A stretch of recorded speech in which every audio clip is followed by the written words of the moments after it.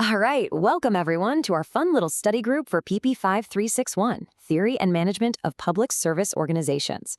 Today, we're jumping right into the required text, Managing Human Behavior in Public and Nonprofit Organizations, specifically Chapter 4.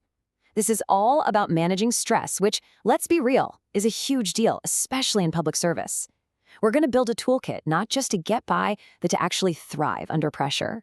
So let's kick things off with a definition that, well, I think we can all relate to this one, right? It's funny, for sure, but it kind of hits the nail on the head, doesn't it? It perfectly captures that intense feeling of being completely overwhelmed, and that's exactly what we're going to unpack today. Okay, to make all this theory real, let's meet Susan. She's brand new, just landed her dream job as an assistant city manager. She's super passionate, ready to change the world. But the reality of the job? Yeah, it's hitting her like a ton of bricks.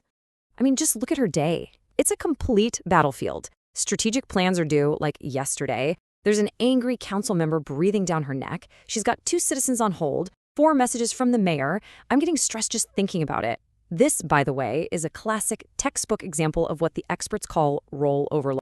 And the cherry on top, in 15 minutes, she has to walk in and facilitate a super controversial public meeting. Can you imagine? Susan's situation is the perfect storm. So we're going to use her as our case study. We'll figure out what's physically happening to her, where all this pressure is coming from, and most importantly, build a real practical toolkit to handle it. All right, let's switch gears and get into the science of this. What actually is stress? Because it's not just, a bad mood or feeling overwhelmed. It's a powerful physical process that literally hijacks our bodies. So this guy, Hans Selye, he's basically the father of stress research. He gave us this classic definition. He said it's the body's response to any demand. The key word there is body, not mind. It's a physical thing first and foremost, and that's the foundation for everything we're going to talk about. You know that feeling? It all starts with what's called the fight or flight response. Your brain sees a threat, and it doesn't care if it's a saber-toothed tiger or an angry email, and this little part of your brain called the hypothalamus just sounds the alarm. Boom! Your heart starts pounding, blood rushes to your muscles, adrenaline starts pumping. Your body is getting ready for a serious emergency. What's really cool is how Selye mapped this all out. He called it the general adaptation syndrome. It happens in 3 stages. First, there's the alarm stage. That's the initial shock, the fight or flight we just talked about. Then you enter resistance. This is where your body is trying its best to cope, to fight back.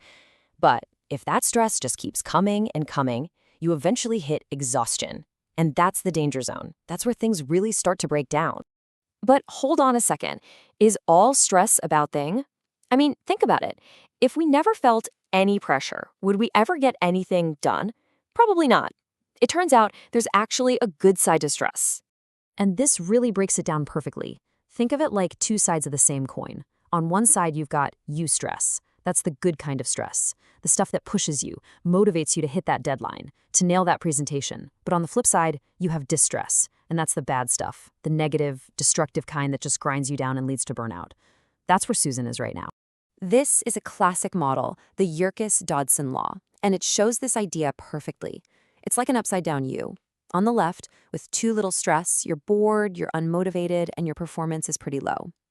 As stress goes up, your performance gets better and better, right up to that peak at the top. But, and this is the important part, if you go over that peak, your performance just tanks.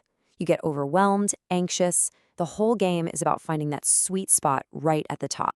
Okay, so we've talked about what stress is and why it happens. Now, let's get personal.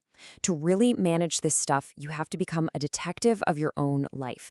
You got to figure out what's actually pushing your buttons. So, seriously, take a second. How does stress show up for you? When you're hitting your limit, what's the first sign? Do you get headaches? Do you get irritable? Knowing your own personal red flags is absolutely the first step to getting a handle on it. Our textbook lists some of the most common physical symptoms, and you'll probably recognize some of these. We're talking about headaches, a tight back, that feeling of just being completely exhausted, or your heart just racing for no reason. And remember, this isn't just in your head. This is real. It's your body's alarm system being stuck in the on position. Now, check this out. This is fascinating. It's the Holmes and Race scale, and it ranks different life events by how much stress they cause. And yeah, the top ones are what you'd expect. Death of a spouse, divorce. But look down the list. Marriage? That's a 50. A big personal achievement? 28. Even a vacation gets a 13. Isn't that wild? And here's the big takeaway. Stress isn't just about bad things. Any major change that forces you to adapt, even a good one, is a stressor.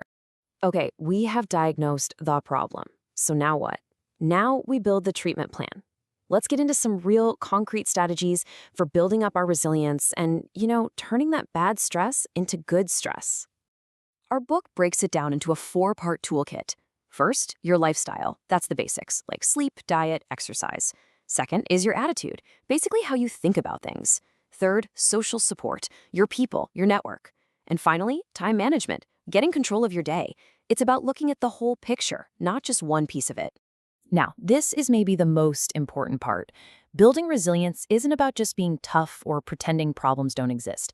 It's all about how you frame things. It's about having what the book calls realistic optimism. So for Susan, instead of seeing that angry council member as a disaster, she could see it as a chance to get better at communicating. Little things, like even just thinking about what you're grateful for, can literally start to rewire your brain to look for the good. And this one is huge. Never, ever underestimate the power of your friends and colleagues.